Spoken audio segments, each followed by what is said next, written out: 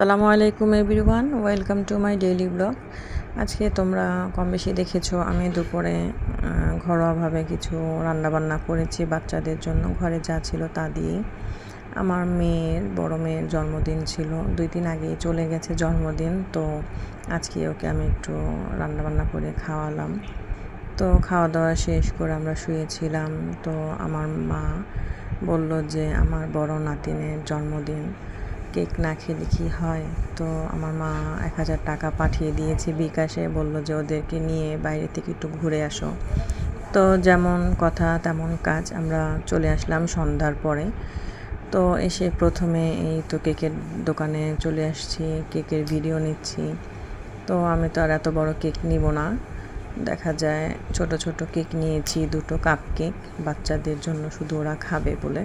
তো কেক 2টো নিয়ে আমি সামনেই একটা রেস্টুরেন্ট ছিল আমাদের এখানে গ্র্যান্ড এরিয়া, তো এখানে চলে আসছি।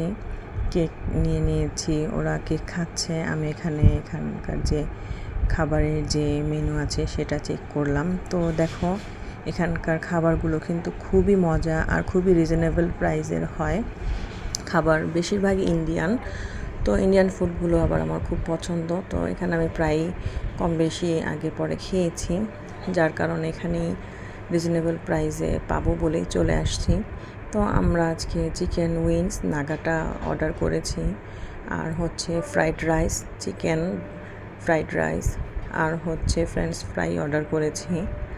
এই তো আমি কোক নিয়ে আসছিলাম বাইরের থেকে, এখান থেকে নিইনি। তো প্রথমে আমি কোক ঢেলে নিলাম, আমাদের খাবার কিন্তু অলরেডি চলে আসছে। তো এই তো আমাদের এখন খাওয়া শুরু করে ফেলবো আমরা। এখানকার খাবারগুলো কিন্তু খুবই ভালো, খুবই ভালো, তোমরা চাইলে অবশ্যই ট্রাই করতে পারো। আর প্রাইসও খুবই কম, বাজেটের মধ্যে। তো আমরা এখন খাওয়া দাওয়া শুরু করে দিয়েছি, খাবার শেষে আমরা বের হয়ে যাব এখান থেকে।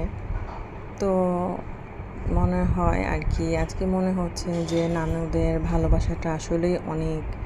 যত কষ্টই হোক না কেন, তারা সবসময় চেষ্টা করে যে নিজের মেয়ের ঘরে যে নাতিন থাকে তাদেরকে খুশি রাখার জন্য। তো আমার মা তো দূরে থাকে, যার কারণে আমি মাকেও বলতে পারিনি, বাচ্চাদের নিয়ে একটু ঘোরাঘুরি করে গেলাম। আর এই দেখো রেস্টুরেন্টটা কিন্তু খুবই ছোট, কিন্তু বিশ্বাস করো এটার খাবারটা কিন্তু খুবই মজা হয়। তো আমরা এই তো বিল টিল পেমেন্ট করে এখন বাসার দিকে রওনা দিয়ে দিলাম। আল্লাহ হাফিজ।